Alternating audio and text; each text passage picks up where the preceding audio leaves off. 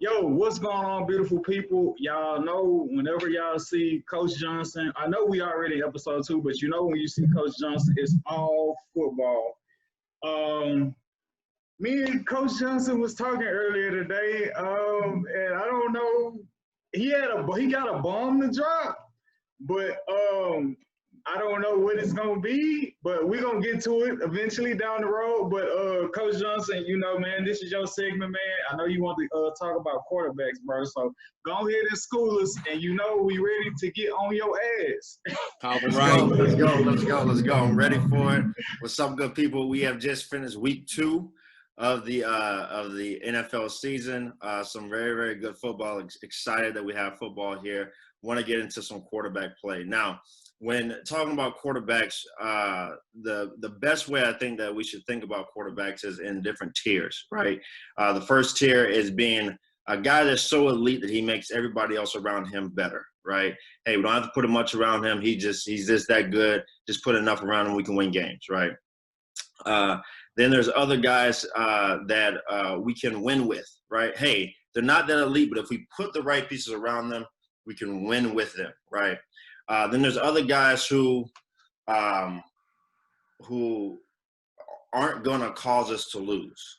Okay, hey, they're not that good that we can't win with them, but they're good enough, serviceable enough to where if everything's perfect, they're not going to cause us to lose. And the other guys you just can't deal with, right? So, in my opinion, every year there's definitely 2 or 3 guys in that first tier, right?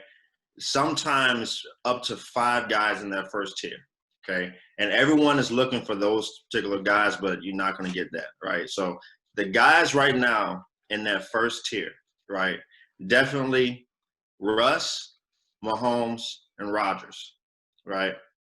I have 2 other guys that are on the fence, but I'm going to put them in there anyway, right?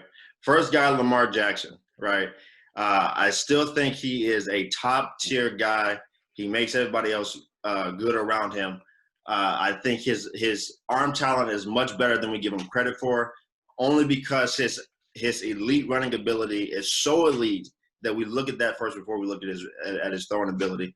But I'm going to put him in there. The only reason why I hesitate, though, is because everything around him is so perfect, right?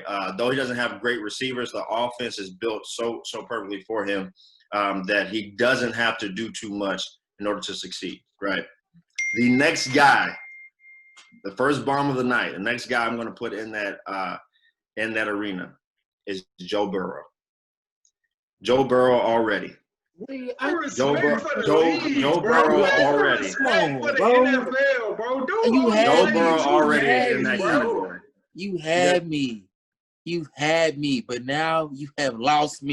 Not that Joe isn't worthy of that down the road, but where's the respect for the league? He lost his first. Let him finish, y'all.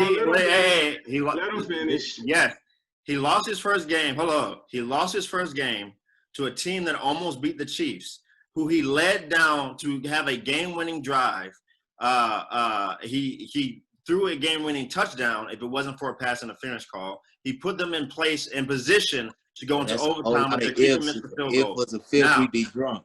Now, I don't know any other rookie in their second start that was asked to throw the ball 60 times in one game. This man single-handedly kept them in that game versus the Browns, who I believe is a fringe playoff team this year. He single-handedly left them in the game this past week, right? AJ Green played like crap. He does not have, outside of AJ Green, what other receivers he has? John Ross, who hadn't been anything. Tyler Boyd, who's okay. His tight ends, no one knows their names. Joe Mixon couldn't run for nothing. The man is already in there. Sure, he hadn't had time enough to accumulate accolades or whatever.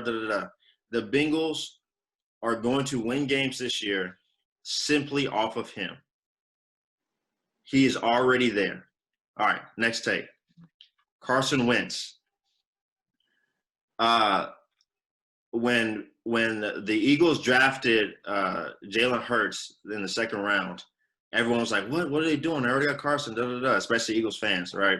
Hey, bro, wait a minute. I'm Sometimes, sorry. I just thought about it. So you ain't, and I don't even care about his age. You're not even putting Brady in the top. Bro, I was just gonna say that. I'm like, bro, Like, what are you he's saying? not there right. I'm talking about right now. Patrick Brady. I'm talking about right now. I'm talking about right now. Me too. I understand you talking about right now. Tom Brady is not that right now. But man, if you're gonna talk about not that right now, brother, Joe Burrow is that right now. He's had 2 games, but Joe you're not Burrow gonna is give that it to already. It doesn't matter. Joe Burrow is that already. I don't need to coach, see anymore. I don't even know if I can call you a coach at this point, but if we are living in the essence of the moment of right now, I understand the moment that. Of but right now, let me tell you this. In Thomas the moment Brady of right is now, a 6-time champion right now, and you excluded him from this group. And yes, I'm because he is not too. elite right now. He is not Joe elite Burrow is elite. He is not elite right now. Who you want right now, Joe Burrow or Tom Brady? Listen to my definition of what I called elite. The elite Let's tier. listen to his definition. The elite tier, the tier 1, right? A guy that carries a team. He's so elite, he carries a team pretty much by himself. He doesn't need a lot around him. He can make everyone else better around him. Tom Brady was that at one point. He is not that anymore. But Joe Burrow is right now. Joe Burrow already is. Okay. He already Maybe is. in the future, but not right now. He already is. After 2 games. Let's not be that he lost. Let's not beat a dead horse because we want to try to keep progressing. We know we disagree with him on Joe Burrow because of the disrespect of the quarterbacks he's put ahead. I can care less about hurting people's feelings. Can I say something real quick? Go ahead. That's what you do to a quarterback that you feel is going to be your franchise player. You work him out and you show him what he's about. That's all I got to say. That doesn't mean that he's elite. Boom. Thank you, Darnell, for that short, quick take. Keep going, Christian. Just real quick. There's a difference between just trying to figure out what he's about and him keeping you in games by himself. Second, though, Carson Wentz. Sometimes we need to believe. Maya Angelou said, "When people show you who they are, believe them." We need to believe coaches and GMs when they make decisions, right? The analytics community hated Carson Wentz last year at the end of the season. They graded him as one of the worst quarterbacks in the league, right? I couldn't understand it, didn't understand it, right? So I started looking at it more. And then these first 2 games, the Eagles had they lost the first game purely off of Carson Wentz. The second game, they had a chance to win the game, but Carson Wentz played terrible and has been the worst graded quarterback in the league these first 2 weeks. The Howie Roseman, right, who put together a Super Bowl winning team, knew what he was doing when he drafted Jalen Hurts in the second round. They don't have confidence in Carson Wentz anymore. They are big in analytics. They are big in numbers. I would not be surprised if Jalen Hurts gets a shot to start this year, mid-season sometime, because I don't think they believe in Carson Wentz anymore. He has not shown it. All right, third quarterback, and then we'll get to your boy now, Tyrod and Anthony Lynn. The only reason why Joe Burrow even had a chance to win his first game was because Tyrod Taylor sucked, was not even close to good, was awful. The Chargers should have beat them by 30, but he missed so many throws. It was ridiculous. And then the next week, by divine intervention, God couldn't even take it anymore. He hurts him, puts in Justin Herbert, right? Green Pea just got, he has an arm on him, right? He goes toe-to-toe, and he puts them in a position where they have a chance to win the game. Anthony Lynn, I don't know if you're just trying to do another brother a solid or something. Man, that's all what it looked like, and it looked bad, man. Bro. But you got to keep that boy on the field. You have no choice. You want to talk about single-handedly keeping somebody in the game? Yeah, he has no choice. He needs to look out for his job, right? Because there's rumblings. He needs to. I think he's a really, really good coach. Be better than Bill O'Brien. I think he's a good coach. I think that the players love him. Players will fight for him. He makes some iffy decisions in game, but he's a good coach. And I think he doesn't need to put his job on the line for Tyrod Taylor. Tyrod needs to do the Chase McDaniels, the Sam Bradford, the Mike Glennon, get paid $10 million a year to sit on the bench for the next 10 years, and then be like Byron Leftwich and become an OC. Bruh, you can still get paid. This the stat that I put in the group chat. Do you feel like this stat is basically the tell-all between Herbert and Tyrod Taylor, just in terms of like Herbert, he getting that? Oh, I already know what you're gonna say. I know what you're about to say. 300 passing yards, 47. The first game he throws for 300 passing yards. Mm-hmm. And for Tyrod Taylor, he's had 47 career starts, and he only has one game throwing over 300 passing yards. Do you feel like that stat is a tell-all to what you're saying about Tyrod Taylor? No, I don't think so. I mean, just because you don't throw for 300 yards doesn't mean you're not a good quarterback. But ever though, Christian? I mean, there could be a bunch of different reasons why someone doesn't throw for 300. There could be. I'm saying, hold on. What I'm saying is that stat in itself, is not telling the whole picture. It says something, but it doesn't tell the whole picture. Now, absolutely, but even in a loss, you can't give me 3. You can't give me 3 bills in a loss. 300. He could have won a bunch of games and not thrown. Absolutely, but I'm saying though, in just popular culture, just going forward in arguments for the sake of being a devil's advocate. Just within a losing stint, someone would just agree that maybe their numbers weren't as great or as large as they would have liked for them to be. So I'm just saying, like, man, one time, NFL season is 16 games, and he hasn't been a starter his whole career. Primarily been a backup, so I don't want to count that too heavily against him as well. But man, he did go to a Pro Bowl though, right? He went to the Pro Bowl. No, with the Bills. He didn't go to the Pro Bowl? Did he? No, not with the Bills. With the Ravens. He better not have. No, he didn't.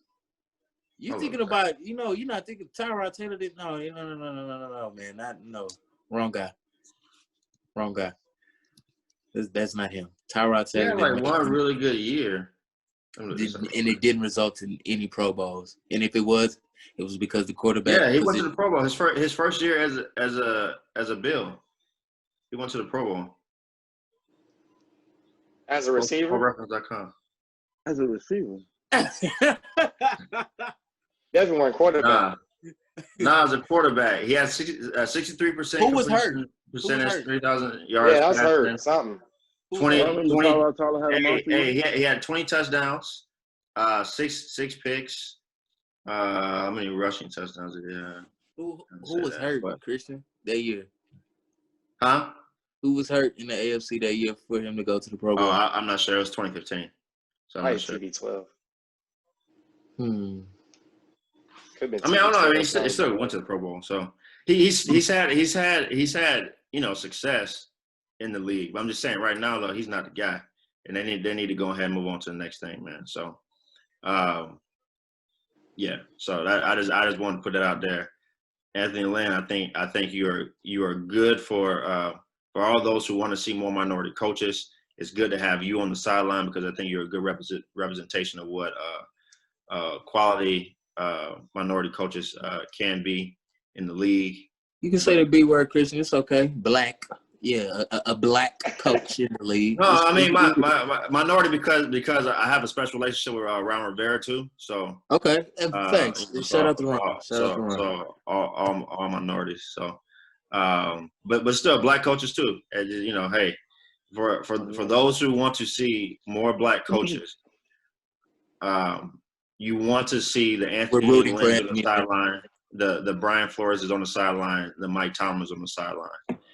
You don't want to see the Lance Josephs have head coaching jobs. You don't want to see the Hugh Jacksons. You don't want to see Todd Bowles with the Jets. You want to see Todd Bowles with a better organization. You don't want to see him with the Jets. But you want to see these brothers have more success. So then, the copycat league can copy, more Negroes on the sideline. How about that? You know what I'm saying? So, yeah. But when I called you earlier and I said that Bill, your boy O'Brien messed up, right? And I know you got excited, but then I told you you're going to get mad about what I'm going to tell you that you messed up on. Oh, my God, Christian, you're scaring me. This is where they messed up at. You shouldn't have paid Deshaun Watson. Yo, get off of this podcast right now. Shouldn't have paid him. Bye. Hey, Shouldn't have paid him. I'm No. Listen, I'm saying that. Hold on. I'm saying that really just to get a reaction out of y'all. But here's the substance. Here's the substance. It's hot in here. Here's the substance. I'm ready to pounce. Make it quick, man. In the NFL right now, there, in my opinion, are about 15 of those tier 2 quarterbacks that are good. You can win with them. You put the right pieces around them, right? The guys who need to have those, who you need to lock up to have those, ridiculous contracts, are that top tier, right? I don't think Deshaun Watson's in that top tier. Yesterday, when I'm just talking about, I just looked at the film. I did not look at the game. I just looked at the film. What the film said is that he did not play like $156 million. He played like a good quarterback. He played good, but there are too many times where, dang, you just got paid. You're supposed to stand in the pocket and hit this guy that's coming open. Can we get O'Brien to be a good GM and get us an offensive line? Hold on. There were times where,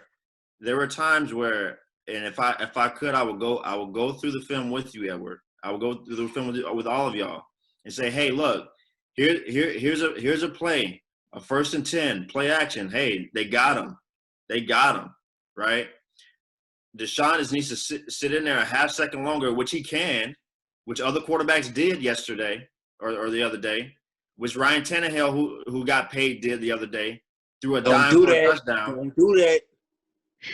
Which Phillip Rivers did a couple weeks ago, threw dimes, while getting sacked. I've seen people do it, and I think he has the ability to do it, but he did not do it yesterday. They did not pay him that money. To be great versus average teams. They paid him that money because they thought he could be great versus great teams. The Ravens have a great defense. They are a great team. Yesterday he was not great. And do not say, oh, hey, well, if they put more pieces around him, he would do better. Well, listen, the piece that he had with him before, right? Did you get the email I sent you, Edward? I sent you an email with his stats with D-Hop and without D-Hop versus the Ravens and versus the Chiefs, right?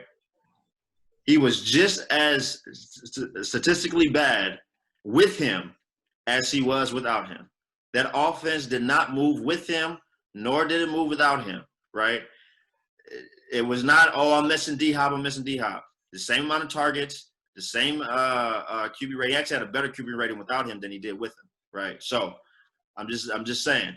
Now there are times, hey, we're spread out wide. The guy that we traded for, that hey, we don't have D-Hop anymore, but we got this guy. We're gonna get him out wide versus a linebacker. We're gonna do a sluggo. Oh snap, he's wide open. This is gonna be an 80-yard touchdown. When did D-Hop ever do a sluggo route 80 yards to the house? Never. Hadn't done it. He's not in his arsenal, right? But this guy can. David Johnson does it. D-Hop misses it. Hey, 3rd and 1, right? Actually, no. I know the fourth and one call. 4th and 1. Instead of us just running the ball up the middle, we're going to do a play action pass, right? Now, I don't know if this is in the playbook. It doesn't seem like it actually is. It seems like this is something that D-Hop or Deshaun Watson did on his own. The little twirl around after the play action fake, and he does a little twirl around, and then when he turns around, oh snap, someone's in his face about to sack him, right? Instead of, Or ride the guy, the pocket because of the poor blocking. No. Okay. If he just does the play, when you look at the film, this doesn't. You seem like a Bill O'Brien supporter. Like, are you? I'm not an O'Brien supporter because Bill O'Brien's not calling the plays this year. Hold on. Bill O'Brien's not calling the plays this year. Yeah, let me in on this. Darnell, go Darnell. Hold on, real quick. Let me finish So- the last two things real quick. If he just rides the guy, the tight end comes open, he'll hit him well before he gets hit. But he does some sort of spin move for no reason after he does the fake. And then there's another time, it's a 3rd and 11 when they're in the red zone, they're about to score, right?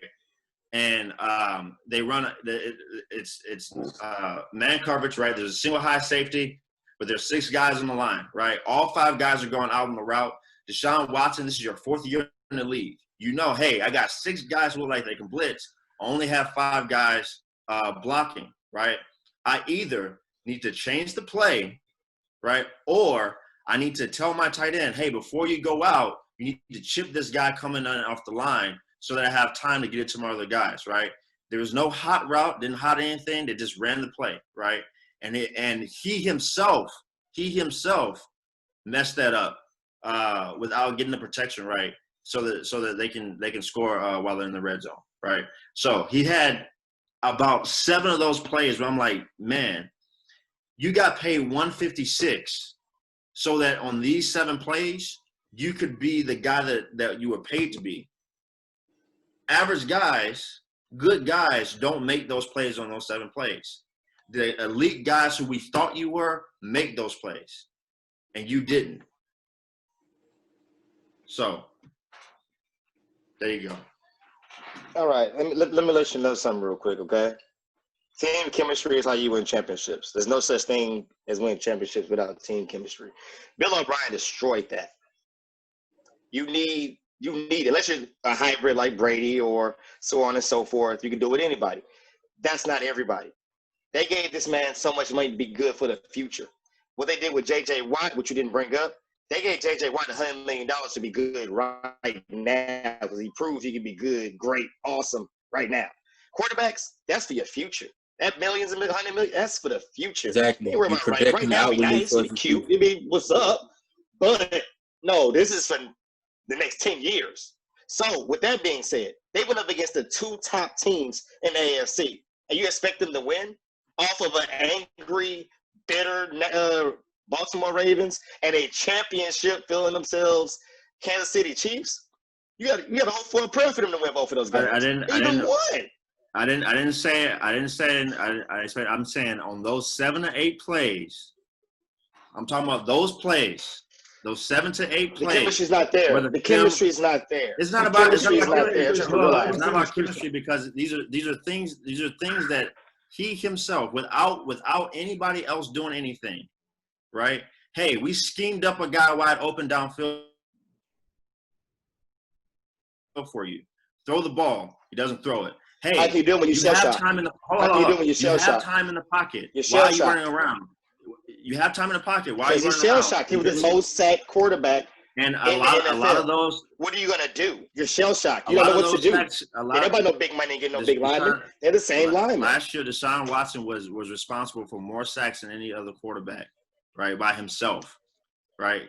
He does hold the ball too long, but man, but at the certain point, doesn't change the fact that even on the hot right scenario that you did go ahead and give, man, like that goes back to chemistry, right? So if it's supposed to be a hot, if we get a certain look, if we get a certain he's the one who sets it. Feel like, but I'm saying that goes back chemistry to is there. If I call a hot and Brandon Cooks doesn't know the hot, or because I have he didn't call one, he didn't do anything. That's what I'm saying. He didn't change the protection.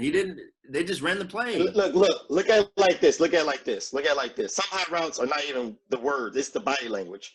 Like I remember a segment about 10 years ago about Deion Branch and Tom Brady. They did a play in the absolute dark. Chemistry. It's about knowing your receivers. If you got a brand new guy, yeah, he's awesome. But if you don't know how to play with him, there's no point. There's no point. You can be awesome as much as you want. But if you don't link up with that receiver, There's nothing. There's nothing. It don't matter if he's and on top of that, with the whole pressure thing, this quarterback has been sacked and sacked and sacked. You're gonna be shell shocked. What you'll keep doing?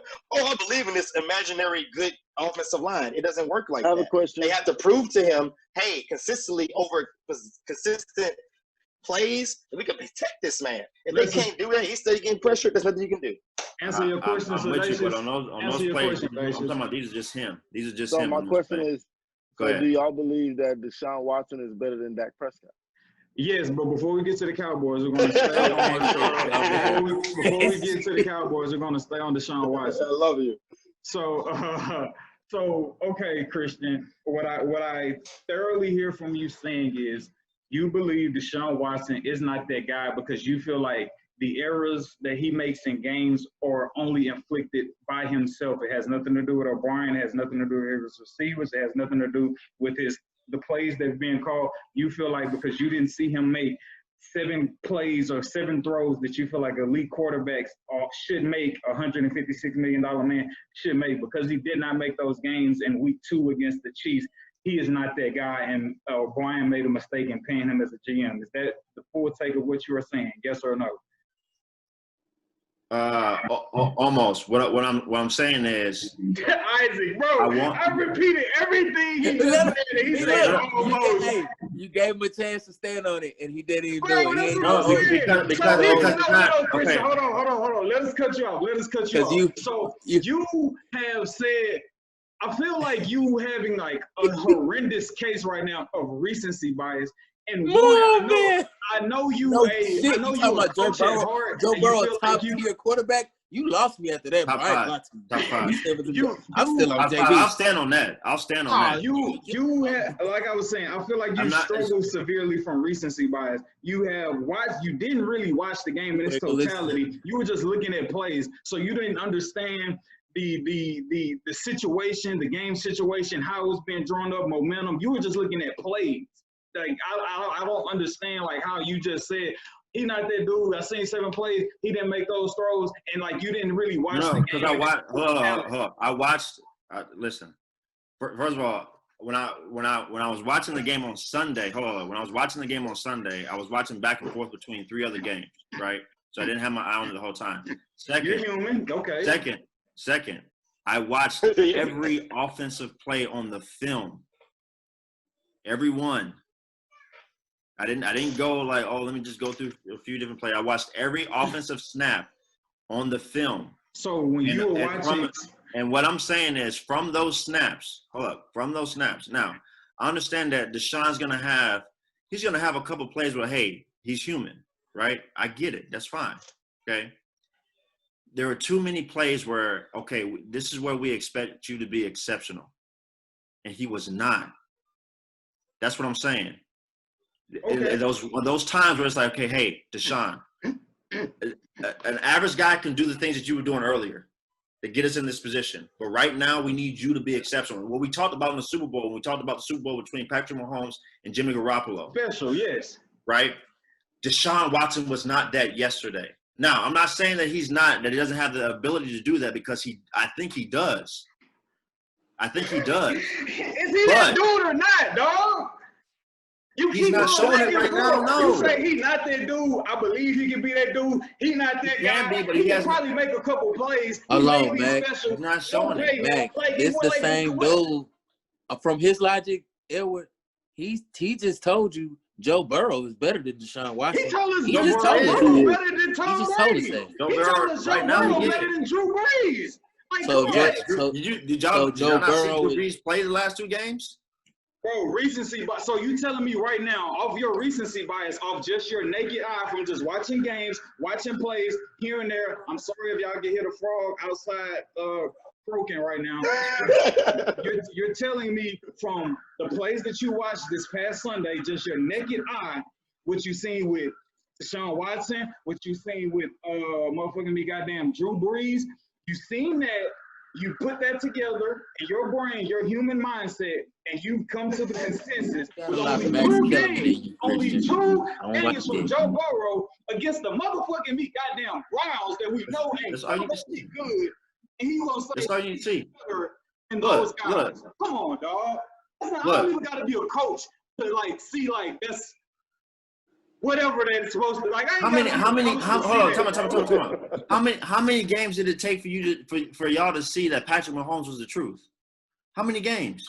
Over the body of work. I'm gonna tell you this, Christian. Man, Joe Burrow ain't even better than Kyler Murray because I think Kyler Murray is playing like a top 5 quarterback right now, and the numbers will reflect that. If you want to make a hot take, you're talking about Joe Burrow being better than Deshaun Watson and Drew Brees. You about to get ran and laughed out of town. But Kyler Murray, I don't mind getting laughed out of town. I don't mind getting laughed out of town. I don't mind getting ran out of town. That's fine. My feelings will not get hurt. Joe Burrow, I think Kyler Murray is really good. I think Kyler Murray right now is playing better than Deshaun Watson. I'll tell you that much. That's fair to say. That's fair. But I still think that he does have continuity and chemistry within that offense, and he just added the number 1 best receiver in the league. But go on. Take from anybody. Anybody. Listen. So again, guys. The plays that I'm talking about have nothing to do. The plays that I'm talking about. For the sake of the Kyler argument, and the actions of Deshaun Watson have nothing to do with continuity with the players around him, nor the play calling of his offensive coordinator. These are plays that he has run since high school that we're like, hey, from what we've seen over the past 3 years, I'm going to speak when he's done, guys. Keep going, Chris. We think that you are the guy that when these 7 plays are come up, that you can make these plays. We've seen it at times. And we've seen other times where, I don't know. I have to see your face. But at those 7 plays, and you know what I'll do? I will crop them out and I will send them to you. Thank you, my nigga. Thank you. That was gonna be my next question. Crop them out, and next week, depending on how the third week go, if it's like hot game or whatever, we will. Well, Sedacious probably won't let us because he's a Cowboys fan. We're gonna get to that, but we will have you break this down for us, cause bro, we beating the dead drum. We completely disagree with him. Oh man, I love you so much, Christian. Thank you for being here, bro. So we're gonna we already 30 minutes in. Hey, all I gotta say is Houston fans, get ready for another week of this trash. So we'll play this week. Best defense in the league. Watch your mouth, man. I told you that. Yo, man, look. Hold on, man. Hey, I don't know. Week 5, he'll be back on. He plays the Jags defense. The Jags defense is bad, so he'll come back and play.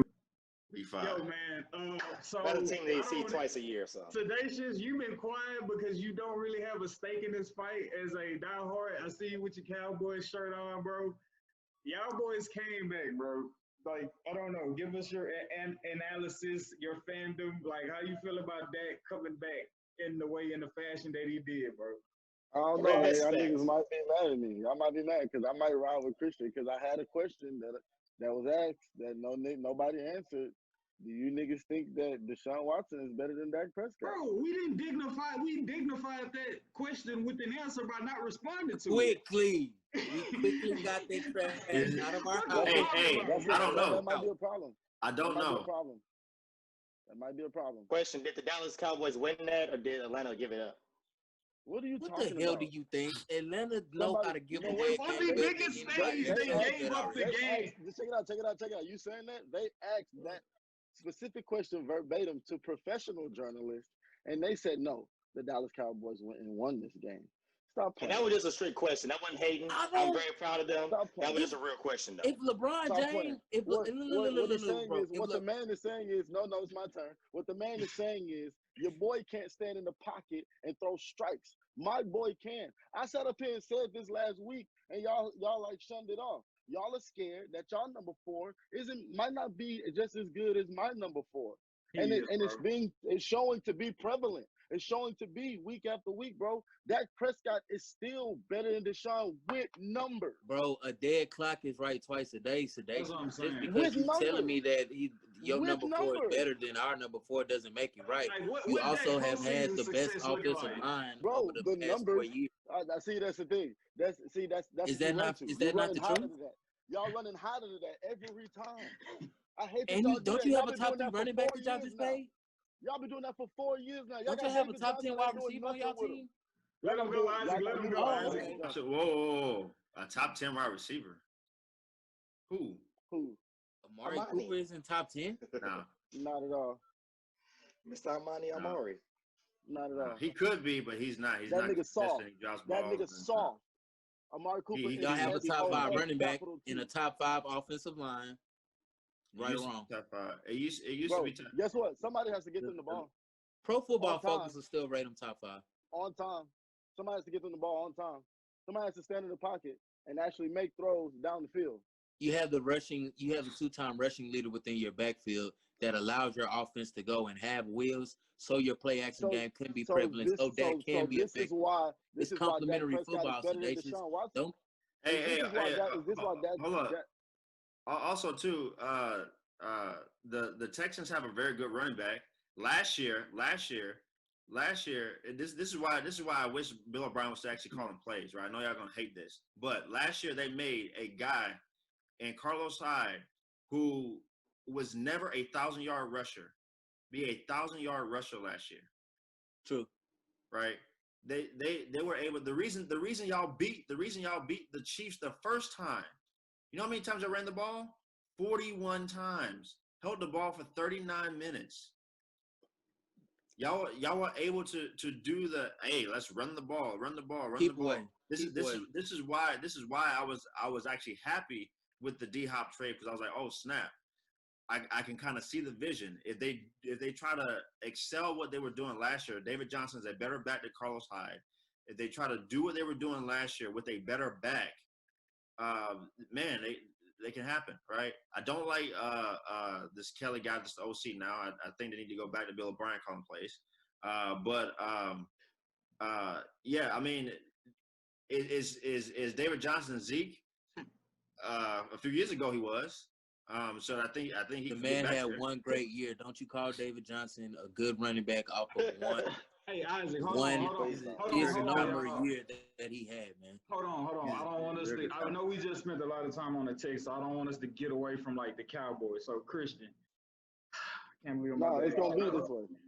It's gonna be this way. I don't want to ask you this, but I have to, because I'm gonna say you're supposed to be the coach at this point, because after episode 2, I don't know.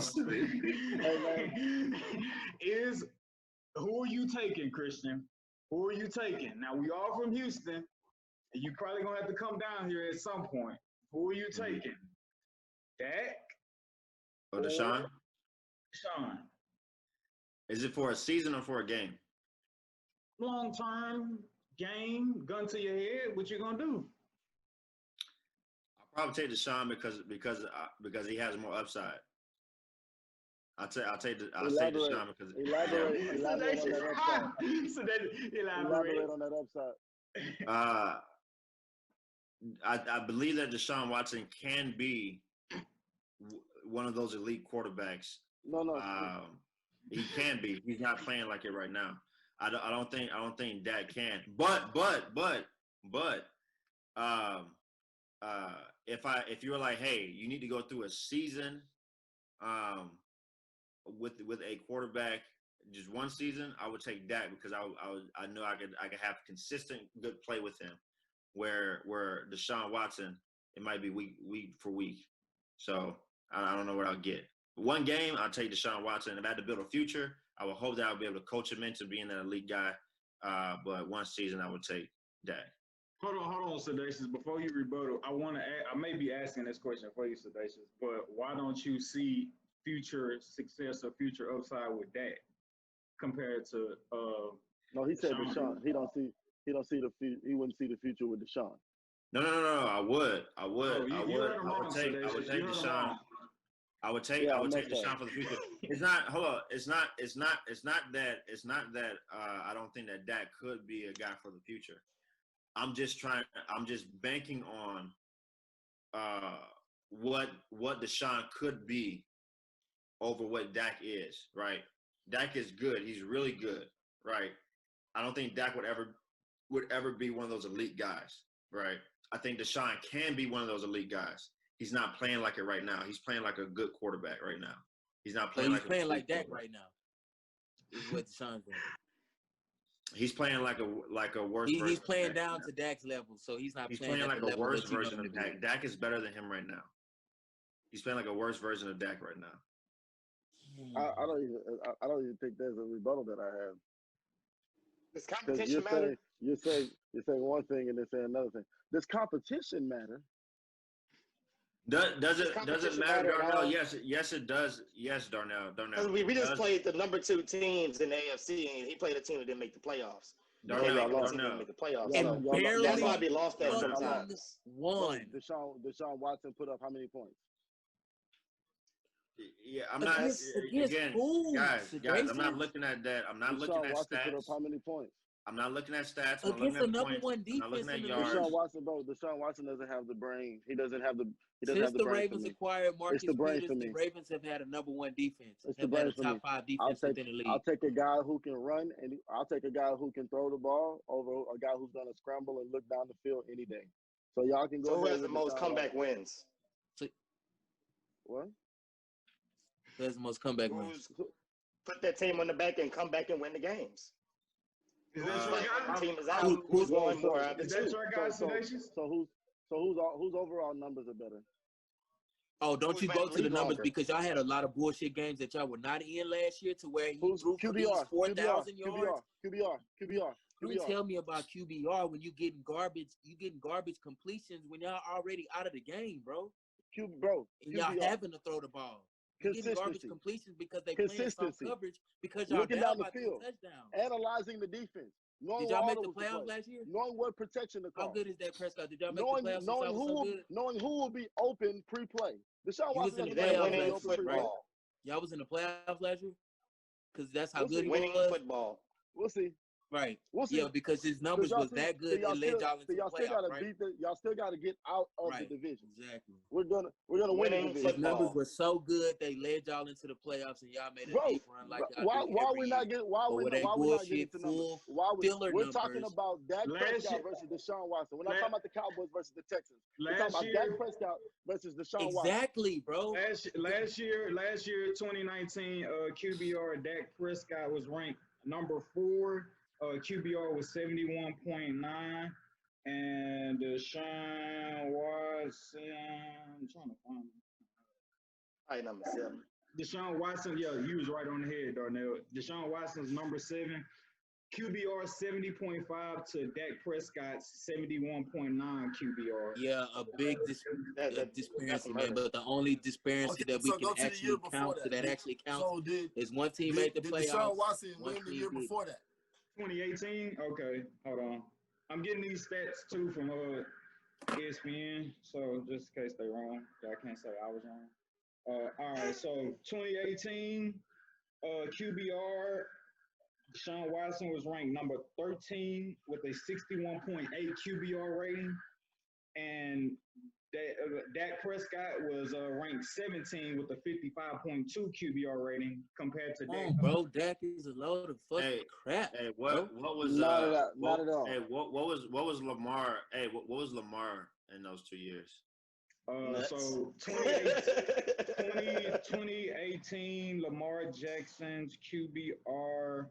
He only played like a couple games at the 2018. Played half the year. Oh shit. He was ranked number 30. 2018, he was ranked number 31 with a QBR of 42.6. Because he had only played like that. He had only started, I think, one game, like a couple games heading into that season. 2019. No, I mean he started. He jumped 2018. He was, I think I just said 31 or 30, and then he with like a 40 something QBR. Last year he jumped to number 183 QBR rating. Being able to play that full season. Playing basketball over there. Let's hope y'all make it. Anyways. So yeah, man. Let's hey, hope bro. y'all make it out. Hey, man, this is good, bro. I like this tension. I like this tension we got going on here, man. I like this tension, man. So for now, at least, that wraps up the Cowboys. Sedacious, you my brother, but I don't know, bro. I don't know. I can't root for the Cowboys. So don't wrap it for the Cowboys. Say some bullshit. I was gonna say, don't wrap it up and just say some bullshit. Let's back up. Right. Back up. No, we gotta move on. Dak trash. Next, no. I'm playing. So, yo, man, still obviously keeping it in football. The next thing that's recently just happened, man, motherfucking prime time going to Jackson State University, motherfucking HBCU. You know, I know me, Sedation Darnell, we all went to HBCUs. Dub C Nation, Wiley College. Hey, we got the house in here, bro. Hey, bro, I was gonna get to you, bro. Hold on, wait, man. Relax. Let us get our little shout out. We gonna fuck with you over there, man. We gonna fuck with you. Relax. We HBCU grads, man. Wiley College, the EMAX Stacks Media Company. That was birthed at, man. And my dog Christian, I think he's a coach for maybe. But hey, he went to Morehouse, man. He went to Morehouse where obviously a lot of great men, but everyone knows, great Dr. Martin Luther King Jr. there, man, who's also our friend. Hey, fine. But yo, man, I'll just say Deshaun Watson, Deion Sanders going to HBCU Jackson State University. Man, like I'll kick it off just in terms of just like what that means or what it could mean, and so me seeing it recently, it's like I've always remembered when like players or coaches decide to transfer, go to another school, go to another team, you always talk about winning the press conference, right? So perfect example for that was like the big three, the Miami Heat, Wade, Bosh, LeBron, like the big old party they had, like you would consider that like winning the press conference, right?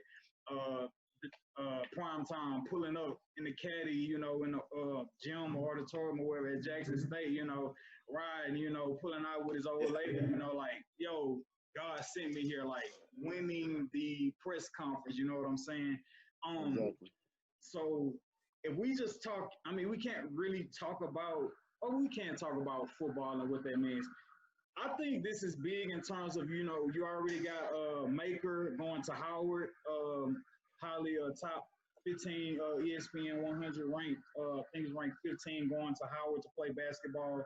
Then you have a kid like Mikey Williams, who's a top-ranked freshman. I forget what year, 2022 maybe. Forgive me if I'm wrong, but Mikey Williams saying that he's interested in going to HBCUs.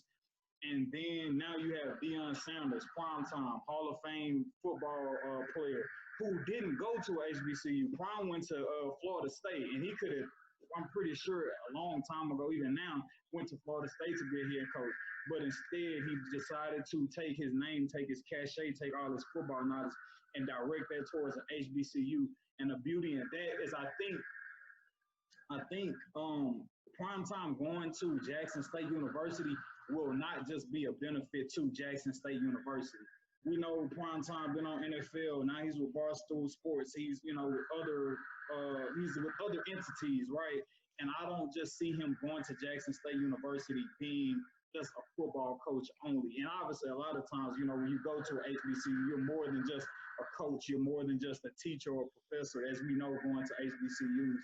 So what I'm expecting long term and prime time being there is I think it's not just gonna, like I say, it's not gonna open up the field for Jackson State, but I think it's going to, in whatever way, it's going to be a trickle down effect to other schools.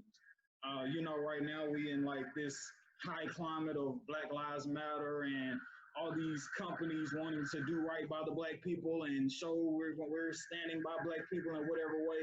And I'm pretty sure a lot of those companies, the Fortune 500 companies or whatever, are going to try to funnel their Black initiative through Deion Sanders being at Jackson State. And I'm just assuming I can see Deion Sanders being the type of dude that's going to be like, yo, don't just try to come over here and show me love. I got a community of other Black colleges surrounding me that, that I grew up watching and, having other guys like Doug Williams, who I heard he was like talking to and like getting ready to go to Jackson State. So it's going to be a trickle down effect of prime time going to Jackson State University. And can you fucking imagine prime time, like, sitting in your living room, like Isaac, prime time came in your living room, like when you was playing football back in the day. Like, I know you got the Nick Sabans, I know you got all the other coaches, but like prime time, bro, I think prime time can fuck around and sell water to a fish, bro. So like, I'm going D1. you know what I'm saying? I'ma go D1, man. Isaac, so you got, so it's just that, and like, not even, again, not what he's doing to what he's probably going to do for other colleges, but like bringing in other big time players, you know what I'm saying? Other 5-star recruits that may would have easily, without the blink of an eye, went to a Clemson, went to a Oregon, went to wherever else, Alabama. It's like, nah. Shout out to Auburn. Could have went to, man. Shout out to Auburn. Being like, nah, for whatever reason, like, yeah, Nick Saban came to see me, but I just, and you know, these being black athletes, right? Talking about those black athletes like coming in and building up these Power 5 schools, these predominantly white schools, saying, nah, I got a better connection with Prime. Like, I'm gonna go over here with him and start something with the HBCU.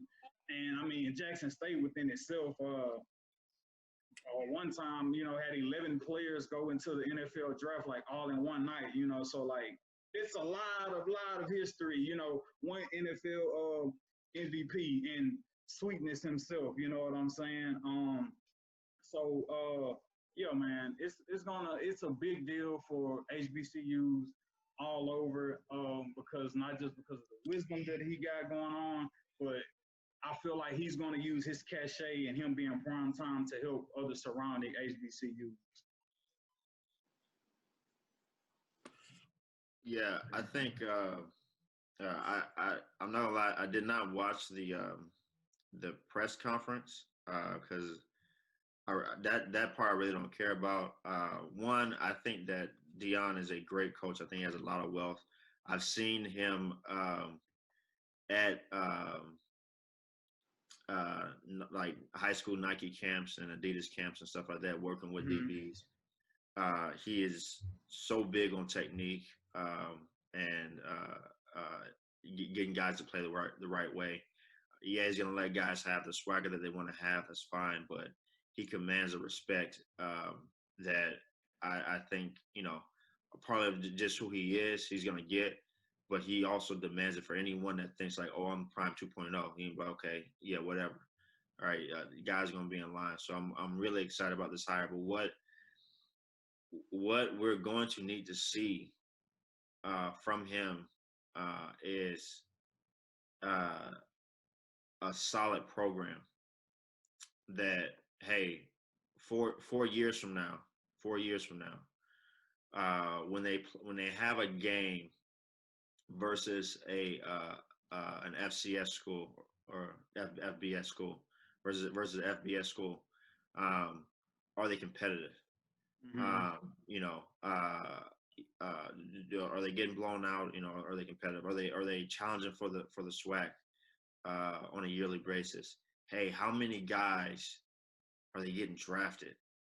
You know, is it 2 or 3 every year, or is it that one guy, you know, just comes along, the punter, right? You know, that you always get a punter every year from an HBCU that gets drafted.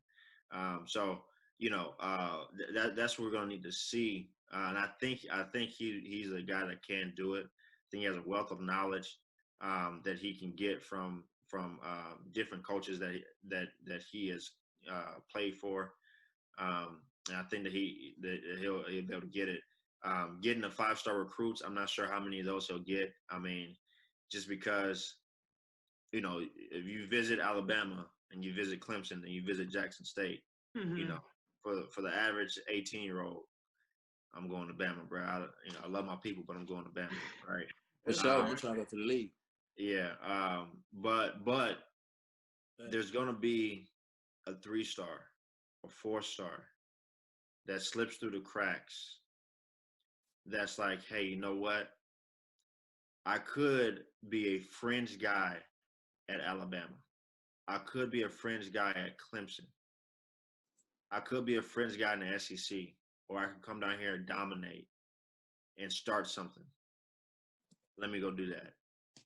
And for those guys that he gets, those 2 or 3 when he first gets there that he gets, those guys need to dominate and get to the league. And once that happens, you'll start to see a funnel of a bunch of, not necessarily the top guys, but guys who are coming out who are kind of mid-tier to pretty good, that'll go there and they'll come out excellent. They'll be the Jerry Rices. They'll be the Walter Paytons. They'll be the Mel Blunts. They'll be the Doug Williamses, the Aeneas Williamses, all right, who went in, as French guys and came out excellent as Hall of Famers. I'm excited to talk about this. I have Eddie Robinson on my picture there. Grambling. One of 3 coaches to have 400 wins in the NCAA. He is the pinnacle of everything that a black coach wants to be, a coach period wants to be, but definitely a black coach and a black coach at HBCU. So it was more than just a game. It was more than just a field. It was about raising young men to go out and be productive members of society. And I think Deion's going to do that. So I'm excited about it. Almost bringing me to tears. I'm excited about it, man. I can't wait to see what happens. But we're going to need to see some production. So I think we'll get that from him. The production, I could be just the victim of like winning the press conference. That could be what it is. But just man, like the exposure, the attention. Not to cut you off, I'm sorry.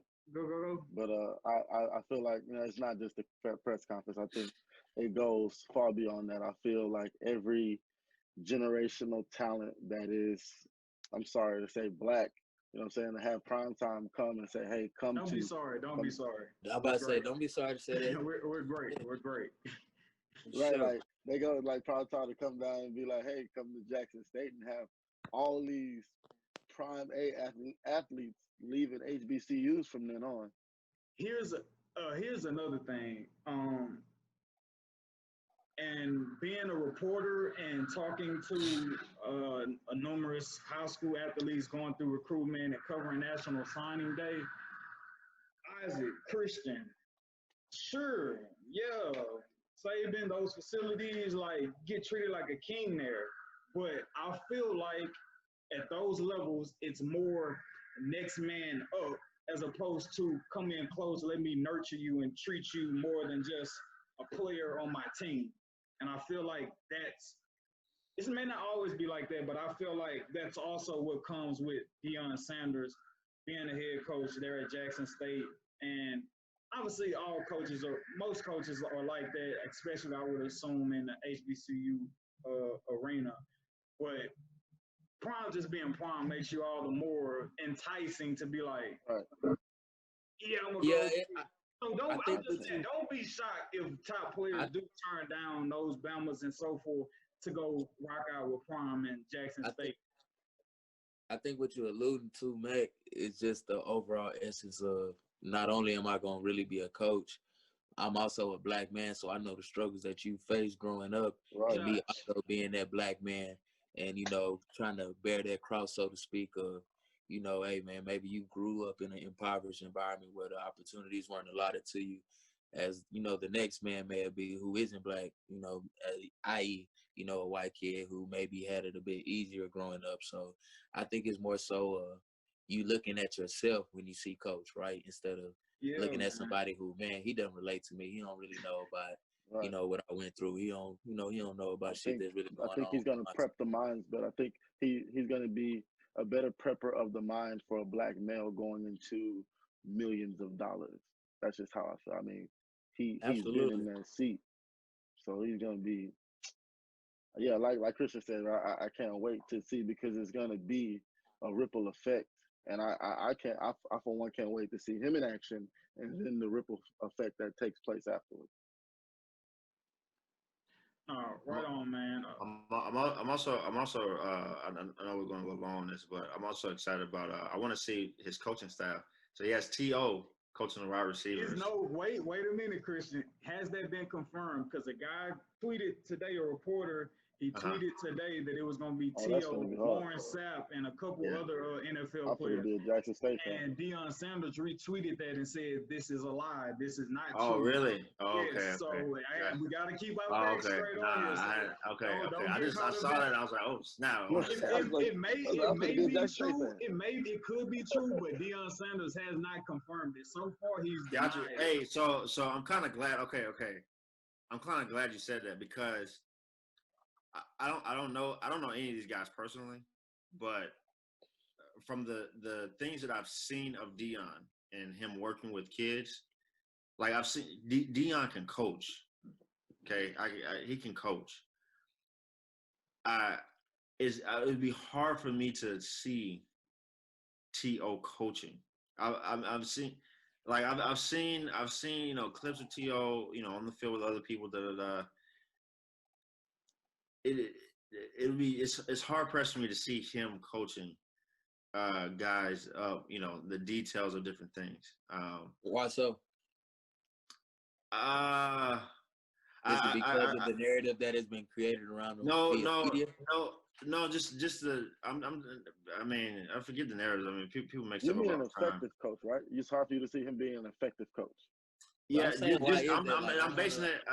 I'm basing it off of. The only thing I'm basing off of is clips that I've seen of him in workouts with other guys, right? So in workouts with other young players, him talking to young players, him talking to young receivers who are about to go into the league, and the conversations that he's having with them. He talks like it's T.O. He talks like T.O. When you're not surprised when you see it. When I first saw clips of Deion coaching, I was like, wow. And that's fair, Christian. Like, you're stating why you feel that way. You're just going off what the sample size. Yeah, and I don't know. I'm just saying, but based off. You don't see how the saw, T.O. personality translates to coaching or effective coaching. Yeah, just like the clips that I saw of him in situations that a coach would be in. He was T.O. He was the facade of what everyone thinks of when they think of T.O., right? Yeah. When I saw clips of of Deion coaching, right? It wasn't prime time. Mm-hmm. It was Coach Sanders. Yeah. There was a difference. There was a no nonsense. We're here to get down to business. We are buckling down. There's a reason why your eyes are supposed to be right here. There's a reason why your foot placement needs to be right here. There's a reason why your stance needs to be right here. Yes, I know you want to look cool, but you look cool after you make the play. Before you do any of that, there are things that need to happen. And he's meticulous like that, right? I'm just talking about just clips that I saw online, a bunch of different ones of I just saw T.O., right? And, it's like, okay, hey, T.O. So I'm not saying that he couldn't coach. I'm just saying from what I saw of him, it was like, I'm not sure that'll get the job done. You know what I'm saying? It might bring somebody to the school. I'm just not sure that would get the job done. So one last thing to try to wrap it up if y'all have nothing else to add. So I remember hearing you say, Isaac, it's just like, hey bro, I'm trying to get to the league. I may have to go ahead and go to Alabama. But shit, who better to get you to the league than a Hall of Famer? True, right? But when a recruit, and I would notice just having like a lot of friends that have went and played collegiate basketball who have now going to play overseas and do different ventures and things like that. Like, you want somebody who's already been established, especially a program, right? So if I know Alabama is they pushing them running out. back DBU, they pumping them out every year, and this for sure. Like, if I go play receiver at Alabama and I'm really like that, man, it's a high probability that I'm going probably the first 3 rounds of the NFL draft. Like, and he can almost guarantee me that if I could stay healthy. I would probably go towards that if I'm a kid coming from, hey, man, I ain't really have a lot growing up, man. I'm trying to get my mama out this position. And when you were a kid, Isaac, you going towards my quickest, short thing route that's going to get me to the league. As opposed to, man, I'm going to HBCU route. We ain't gonna get a lot of televised games. Yeah, he's gonna have to get transfers. I mean, like you say, Christian, like producing, and to Isaac, like building that establishment, producing on the field is what's going to build that. But kids aren't thinking long term. They're not thinking to build the program up 10 years from now. I got 10 months. I got a couple years. I got to get it, or I'm, I feel that. But I definitely rooting for just once he builds the program up, then he'll have a shot. Yeah. He's not gonna come in first. Now listen. I give him a grace period for the first year. I give him a few years. I give him a few years. Yeah. If he does pull a ESPN top 150 guy, ESPN top 300 guy in his first year, man. I think it can happen. I don't think it's a long shot. I think it can happen. Probably no worse than Harbaugh. Say it again. I see Isaac Harbaugh. But still, Harbaugh's at Michigan, at a Big Ten school, where there's a bunch of exposure. Where hey, how you getting them in? Jackson State. How many fans got at the game? 5,000.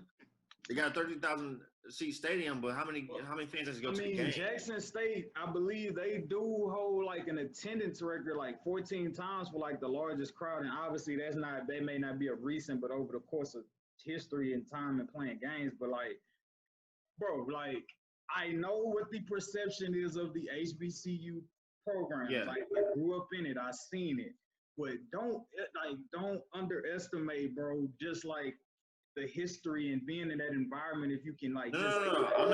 I'm not saying that there's not quality down it, or there's not quality within HBCU football. I'm not saying that. I'm not saying that that Prime can't make that a top program where kids want to go to. Yeah. I'm just saying right now, it'd be hard for me to think that, hey, a guy that's an ESPN top 150 player who's getting looked at from teams in the Pac-12, in the Big Ten, in the SEC, and the ACC would choose Jackson State just because Prime is there, right? Just like Anthony Lynn needs to be self-interested and not start Tyrod, those guys are going to be self-interested and say, hey, look, I like what you got going on, Prime, but I got to look out for me right now. No, right? That's fair. I respect that. And I know for a fact that USC got games on TV. I know for a fact that Texas got games on TV. I know for a fact that Alabama got games on TV, that Florida got games on TV, that the U got games on TV.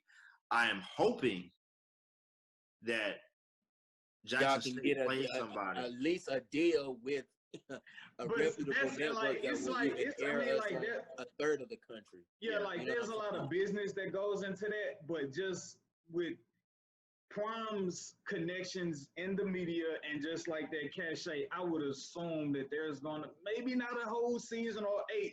But there's gonna be a couple games, and if he could build that pro, I'm just there might be. We're just saying day one. Yeah. We can't expect for those top tier guys to come there day one. Before what we can look for is, hey, these 3-star guys who are rated 3-star but are probably more like 5-star guys, right? Or guys who are not where they can be. There are a bunch of guys who heck, Baker Mayfield, right? Didn't get offers, was a 1-star guy. He, no matter what we think about him right now, he was still the number 1 pick in the draft, right? He's still a starting quarterback in the NFL, right? There are a lot of quarterbacks who are 5-star guys who are not in that position. Josh Allen didn't get recruited by anybody, right? I'm saying those type of guys who are getting overlooked but have something to go are going to be the ones that he needs to pull in, develop, and get them there. And say, this is what we're doing. Imagine if a 5-star came here. Yeah. What we would do with him. You know what I'm saying? They would also need the guys. It's a process. Yeah, it's going to be a process. So they also need to get the guys who are leaving those programs. Hey, they didn't treat me right at Alabama. They didn't treat me right at LSU. They didn't treat me right at Auburn. Right? They didn't treat me right at Mississippi State. Okay, let me go down there where somebody gonna love me. They can love me through these different issues. Yeah, right? That's a very great insight on there, Christian. You know what I'm saying? But once the talent gets there, they gotta develop them. They gotta put a product on the field. That's real. That's real. Fellas, we went completely over time, but I truly believe it was a great conversation. I really do. I really, truly do. Real quick, we're gonna throw this at Christian, even though he's not a big basketball guy, just to make it fun. Damn, I think we had like minute 35, but we about to try to wrap up real quick.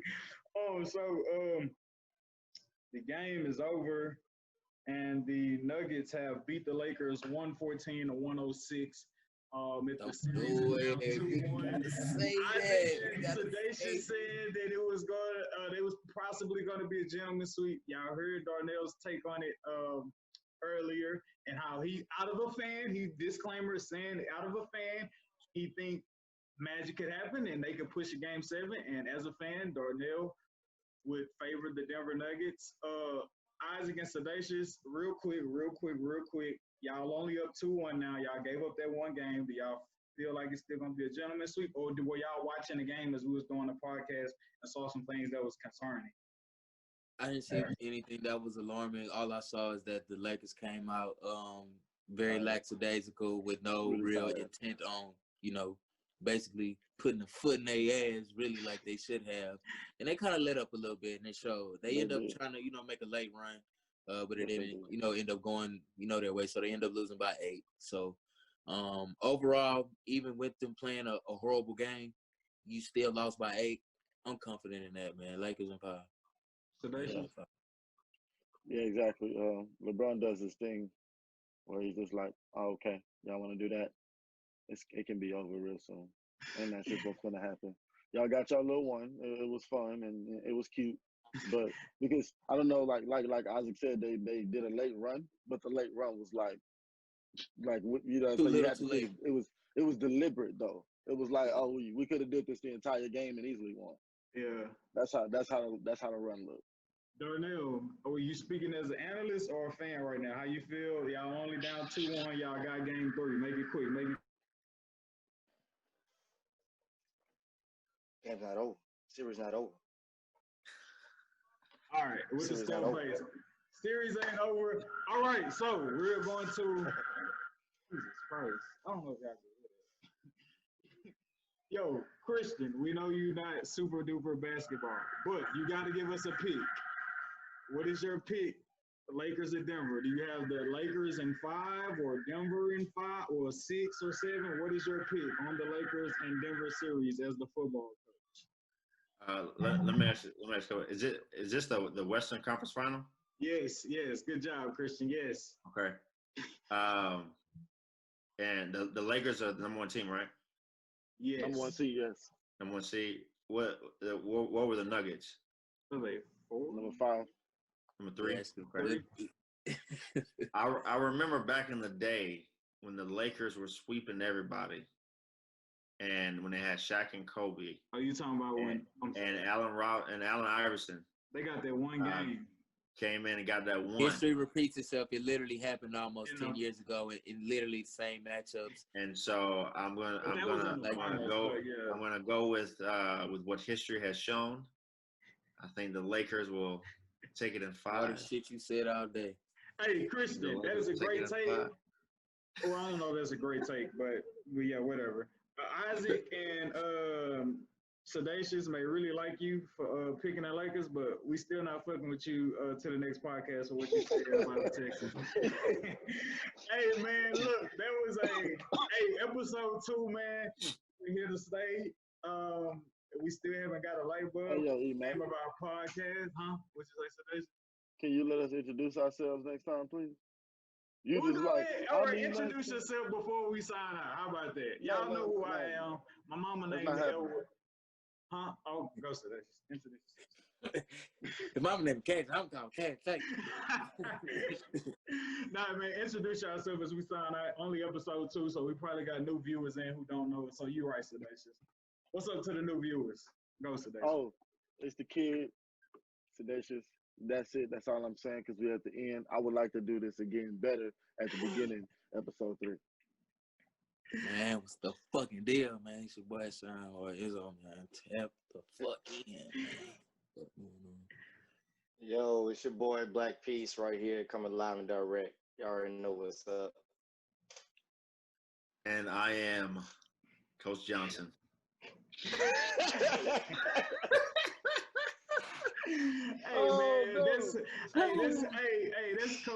That's Coach Johnson. Pending. We don't know. Man, I'm Edward, owner of Emax Stack Sports Media Company. Thank y'all for listening to the podcast. We're gonna be back next week. Like, share, comment, subscribe, all that good stuff. If y'all like what we're talking about, even if you don't like what we was talking about, I know you don't like what Christian was talking about.